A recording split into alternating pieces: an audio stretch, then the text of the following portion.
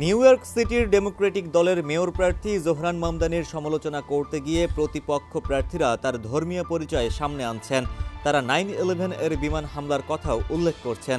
এসব সমালোচনায় বিচলিত নন মামদানি, তিনি জয়ের লক্ষ্যে দৃঢ়। এসব সমালোচনাকে তিনি বর্ণবাদী, ভিত্তিহীন ও ইসলামভীতি বলেছেন। গত শুক্রবার ব্রঙ্কস এলাকার একটি মসজিদের বাইরে দাঁড়িয়ে মামদানি বিরোধীদের সমালোচনা করেন। তার ভাষায় তারা ঘৃণাকে সামনে নিয়ে আসছেন।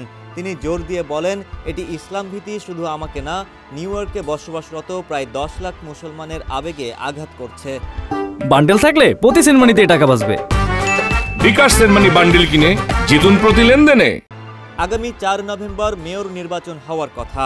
এর আগে গতকাল শনিবার আগাম ভোট শুরু হয়েছে। আগাম ভোট চলবে 2 নভেম্বর পর্যন্ত।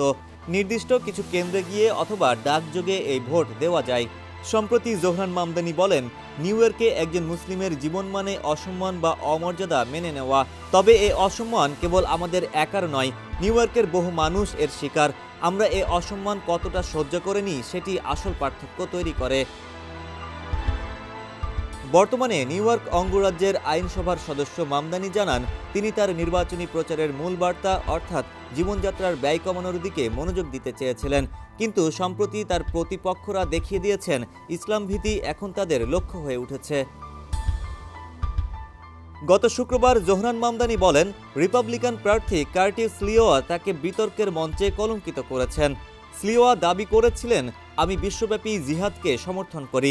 এছাড়া কিছু সুপার পলিটিক্যাল অ্যাকশন কমিটি বিজ্ঞাপনের মাধ্যমে ইঙ্গিত করেছে আমি একজন সন্ত্রাসী। তারা আমার খাওয়ার ভঙ্গি নিয়েও উপহাস করেছে। মামদানি নিজের পুরনো কষ্টের স্মৃতিও তুলে ধরেন।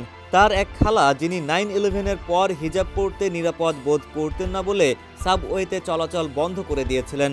তার এক কর্মীর গ্যারেজে সন্ত্রাসী শব্দটি স্প্রে করে লেখা হয়েছিল। তিনি আরও বলেন, তাকে পরামর্শ দেওয়া হয়েছিল নির্বাচনে জিততে চাইলে যেন তিনি মানুষকে বলতে না চান যে তিনি মুসলমান। ডেস্ক রিপোর্ট, সমকাল।